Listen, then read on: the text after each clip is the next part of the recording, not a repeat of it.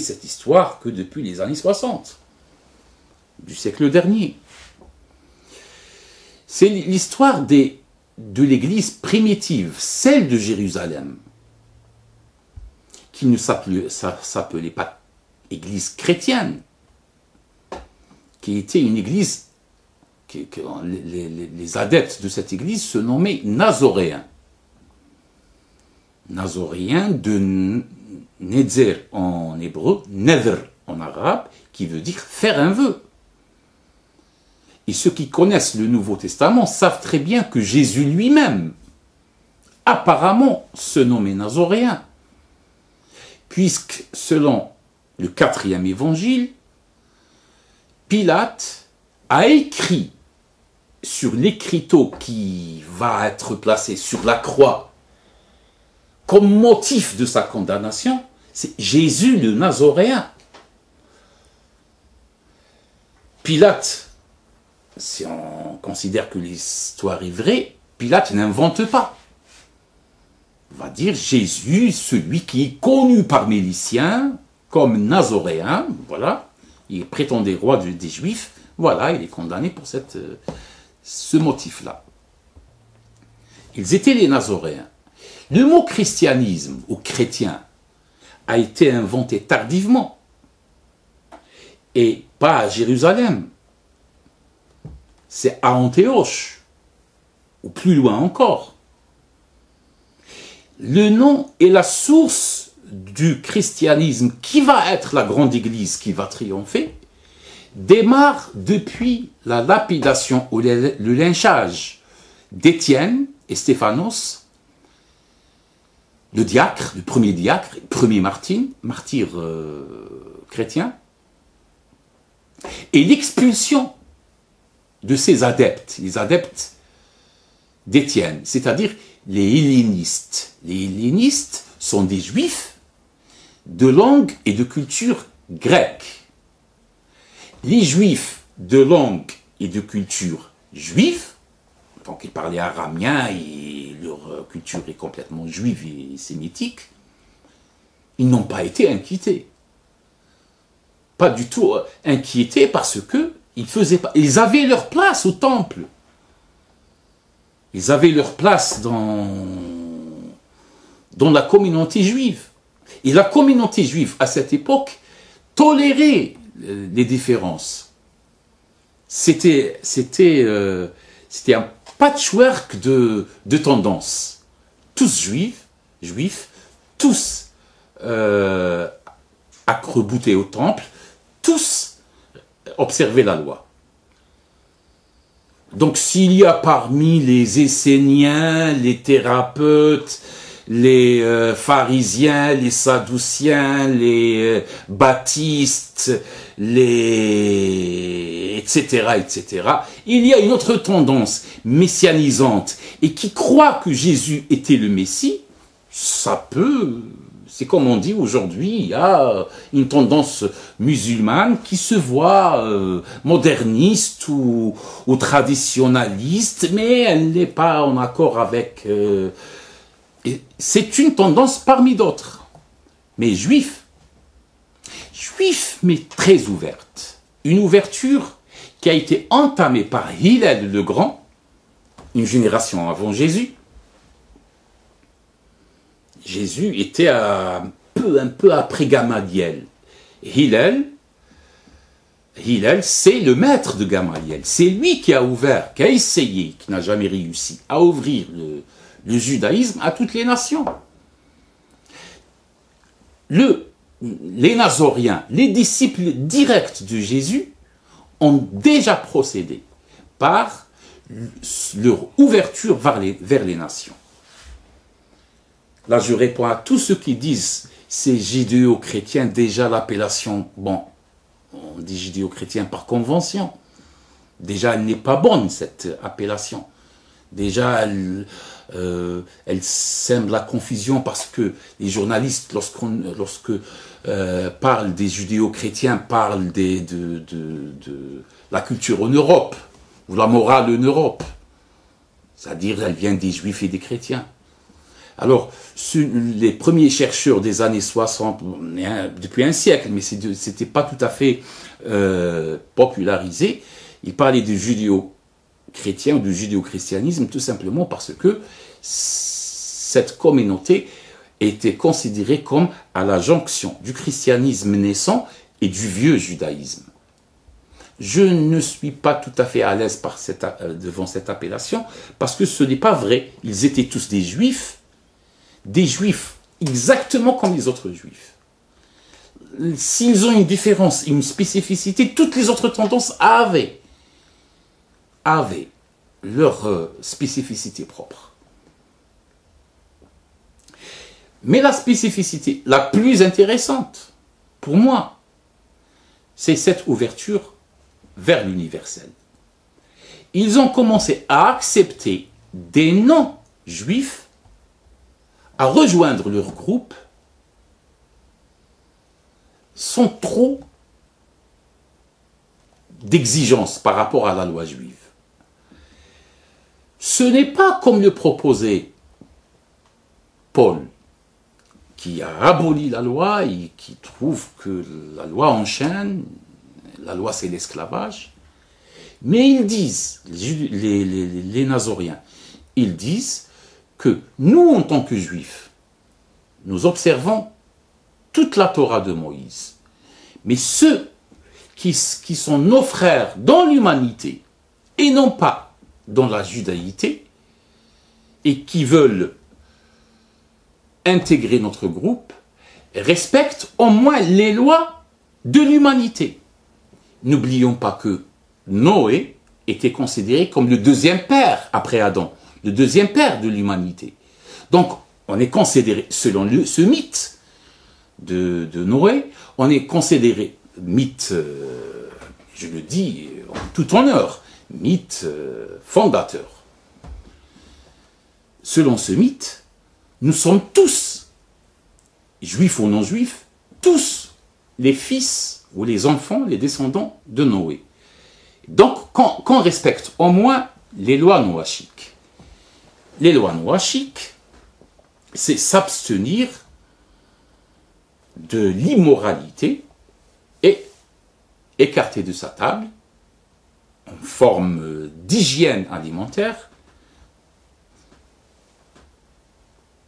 à peu près 3 ou 4 choses, le sang, la bête déjà morte ou étouffée, cadavre, et toute bête immolée à une autre divinité que Dieu, hein, ça rappelle un peu l'islam, mais on verra après. Et l'abolition de l'obligation de la circoncision. Si quelqu'un veut se circoncire, c'est son choix. Mais ce n'est pas une obligation. Ça rappelle aussi l'islam, tiens. Ce n'est pas une obligation pour être musulman. Contrairement dans le judaïsme, où la circoncision est un signe. Un passage obligatoire. C'est le baptême des catholiques. Il faut être d'abord circoncis.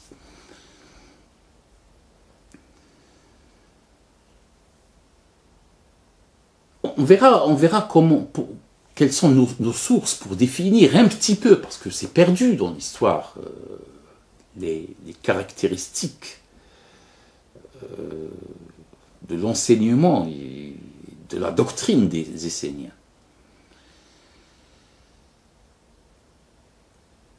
Cette église judéo-chrétienne, ou plutôt nazorienne, on l'appelle aussi, après un siècle ou deux, on l'a appelée Ébionite, peut-être une autre semblable, qui s'appelle Ébionite, qui veut dire pauvre. En hébreu, pauvre, n'oublions pas que le message de Jésus exaltait les pauvres, heureux les pauvres. Ce sont eux les premiers à pénétrer dans le royaume de Dieu, les pauvres. Jésus se considérait comme pauvre. Nazorien, est-ce que c'est synonyme d'Ébionite tout simplement, de pauvre, ou c'est une autre tendance, un autre groupe semblable? On verra. En tout cas, cette tendance qui a vécu, elle est signalée. dans l'histoire, mais en tant qu'hérésie lointaine. Elle a survécu jusqu'au... Elle a perdu, on verra comment. Elle a survécu, notamment après la réussite de la Grande Église, basée, rappelons-le, des hellénistes, qui, quant à eux, s'ouvrent complètement au paganisme, plus que ça, puisqu'ils demandent aux païens de langue grecque et puis de langue latine, il suffit de croire, c'est-à-dire même pas changer leur... il suffit de croire. Vous êtes ce que vous êtes, il suffit de croire. Croire que Jésus est venu pour mourir, pour nous. Ah, c'est ce qu'on appelle le kérygme.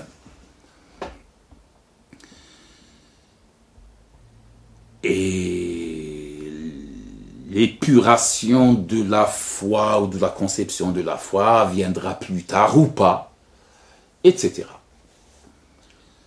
C'est cette église-là, paulinienne, qui a réussi, qui est devenue majoritaire, qui est devenue radicale avec Marcion, et puis moins radicale avec, selon la conception de Justin, et notamment Irénée de Lyon. Cette église,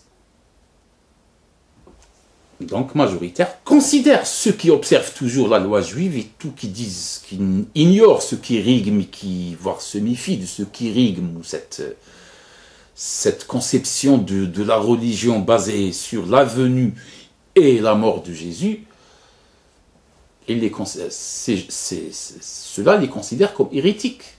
Et les premiers qui ont commencé à signaler l'existence des Nazoréens et des Ébionites, c'était les hérésiologues, c'est-à-dire Épiphane de Salamine, c'est-à-dire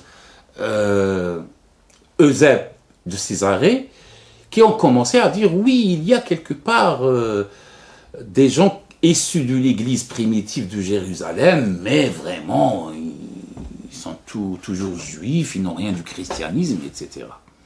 Ce nazorianisme, si j'ose le dire, ou cette église nazorienne, ou cette tendance nazorienne et ébionnite, va survivre jusqu'au 4e, peut-être un petit peu au 5e siècle, mais elle n'est pas morte, ou avant de mourir, elle a engendré quelque chose, ou plutôt elle a semé quelque chose qui va pousser plus tard en forme du message coranique. Si on considère que le Coran est la quintessence d'une mémoire orale et d'une sagesse transmise de génération en génération dans l'Arabie bédouine.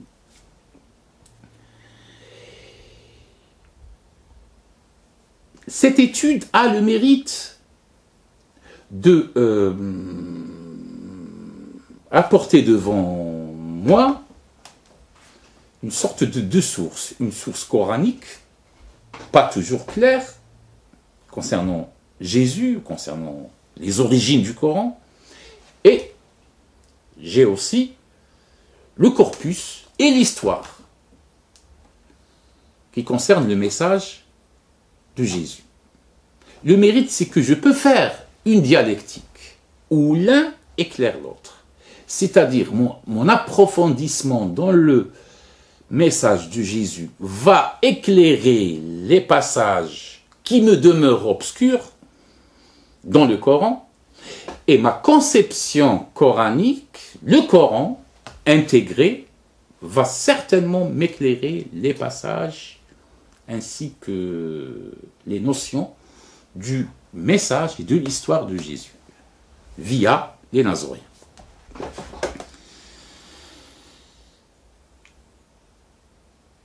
Et je vais plus loin. Les gens cherchent quelles sont les origines de l'islam. D'où Mohammed, le prophète, tire son enseignement. qui va être le Coran et plus tard l'islam. Beaucoup de dogmatiques musulmans refusent cette recherche, tout simplement. Ils disent non, le Coran est révélé, donc pourquoi chercher l'historicité du Coran, ou d'où vient le Coran? Ça à ne pas tenir compte de cette prise de position purement dogmatique, puisque le Coran lui-même se considère comme la continuité de quelque chose qui a précédé. Le Coran se nomme Dhikr. Dhikr qui veut dire rappel. Jamais le Coran ne dit je suis un appel. Il dit toujours je suis un rappel d'une vérité déjà annoncée. Jamais le Coran ne dit je suis une nouvelle religion. Mais je suis venu pour confirmer la religion déjà connue auprès de vos ancêtres, auprès de vous et de vos ancêtres. Mohammed n'a jamais dit « Je suis venu pour vous forger une nouvelle religion ». Il dit « J'ai reçu le rappel ». Le rappel, donc c'est un effort de réminiscence pour retrouver ce qui a été déjà dit, déjà enseigné, perdu dans les tribulations de l'histoire. Mais ça a été déjà dit. Le Coran lui-même reconnaît qu'il a des sources. Le Coran n'est pas un météore qui est tombé dans le désert au 7e siècle, et depuis nous avons une religion très riche, très savante, très étudiée, très érudite, qui s'appelle les études islamiques. Non. C'est la continuité de quelque chose. Et tout, c'est de la part de Dieu pour rassurer les trop croyants.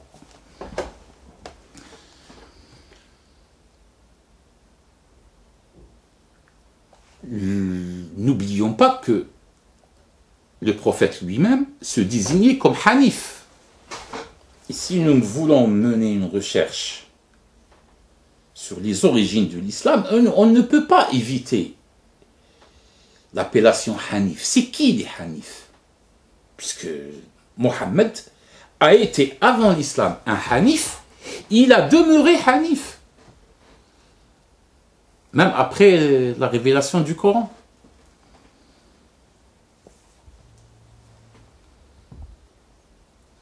Donc je soupçonne, ou je considère, ou j'ai mis l'hypothèse que la famille, même, et l'entourage proche, ou l'aspiration du prophète lui-même, était judéo-chrétienne, était nazorienne, était hanif.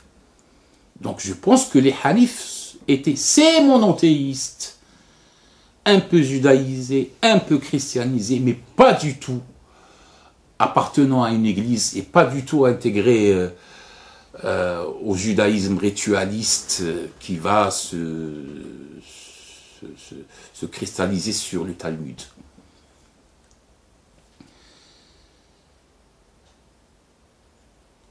Et curieusement, dans les dictionnaires qui font autorité en langue arabe, donc Lisan al-Arab, ou bien Qamus al-Muhit de Fayrouz Abadi, lorsqu'on cherche quelle est la signification du Hanif, qui est un participe passé, Hanif, et bien Hanif, le premier sens, c'est toujours celui qui est dans le droit chemin.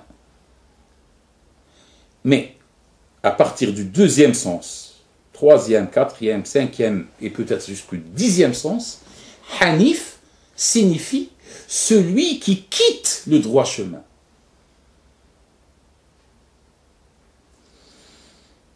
Pourquoi le premier sens, exceptionnellement, c'est celui qui est dans le droit chemin, alors que la racine Hanafa, en général,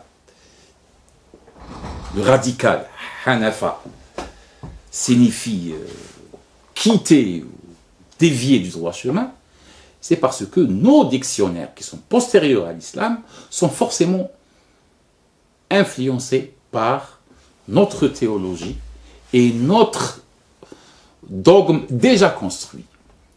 Puisque le prophète se disait Hanif, on imagine mal que le prophète il est dans la déviation, il est dans le droit chemin. Et les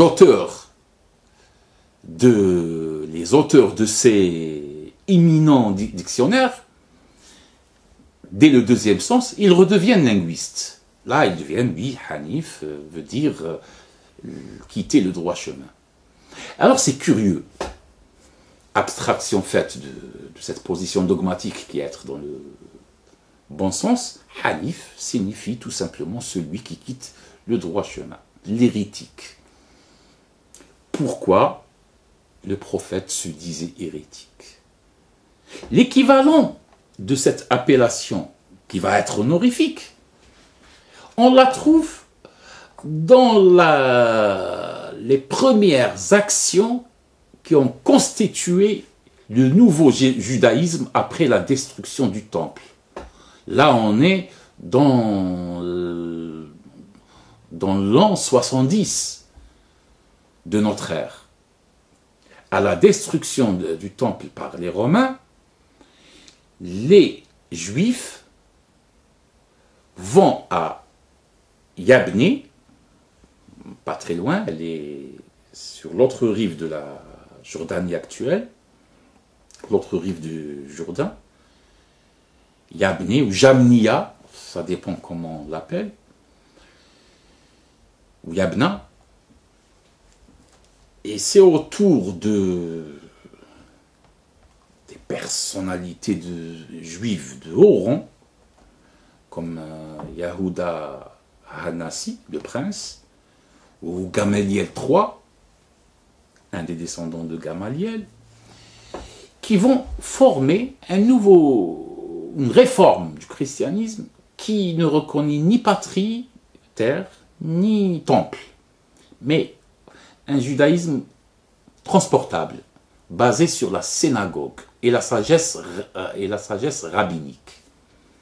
Et c'est là où beaucoup de formulations rituelles ont été inventées dans l'objectif d'exclure ces Nazoriens qui étaient des Juifs, avec leur spécificité, pour ne pas dire christique, jésuite, entre guillemets, parce qu'ils suivent Jésus. Le judaïsme naissant est moins tolérant, ne tolère pas la diversité. Il est uniforme, d'origine pharisienne, il deviendra rabbinique. Point.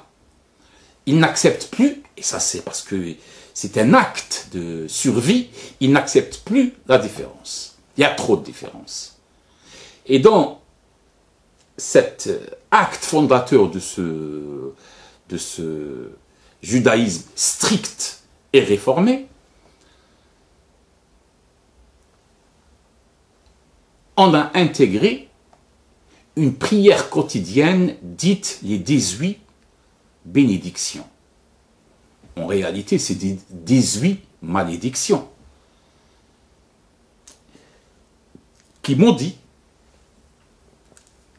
les Nazoriens sous leur appellation, soit appellation nazoréen, c'est dans certaines versions de la Mishnah, c'est les Nazoréens, ou bien les minimes. C'est qui les minimes? Les minimes, c'est un pluriel de mine. Mine, ça veut dire hérétique. Une autre espèce, c'est-à-dire juif comme nous, mais une autre spécificité. C'est-à-dire comme nous, mais avec des spécificités. Les minimes. Et on imagine mal qu'un Nazorien hérétique, donc il n'est pas tout à fait juif, ni tout à fait chrétien, va se maudire lui-même. Donc ils ont quotidiennement, ils doivent réciter ces 18 bénédictions, qui sont des malédictions. L'autre invention, c'est qu'ils ont supprimé la lecture quotidienne, la lecture solennelle des 10 commandements. Pourquoi? Parce que les Nazoriens, dans leur ouverture, ils ont comme loi qui regroupe tout le reste du judaïsme de façon concise, forte, mais en même temps facile à circuler, les 10 commandements. C'était leur litanie, c'était leur texte de base. Eh bien, ils ont supprimé la lecture solennelle des 10 commandements, qu'on va retrouver dans le Coran, car il y a des liens frappants, et les 18 commandements. Depuis, les Nazoréens ne peuvent plus rester dans le berceau commun du judaïsme. S'il y avait des fréquentations des synagogues, mais fréquentations qui commençaient à créer beaucoup de crispations et des heurts. C'est les perdants. Ils ont perdu leur lien juif, et bien sûr, ils ont perdu par rapport à la grande église qui est devenue autre chose, qui est devenue gnose, néoplatonisme, et qui est devenue mélangée avec la conception grecque, abstraite, philosophique, et on est loin de la simplicité et la sagesse dite à mi-mot qui caractérise le sémite.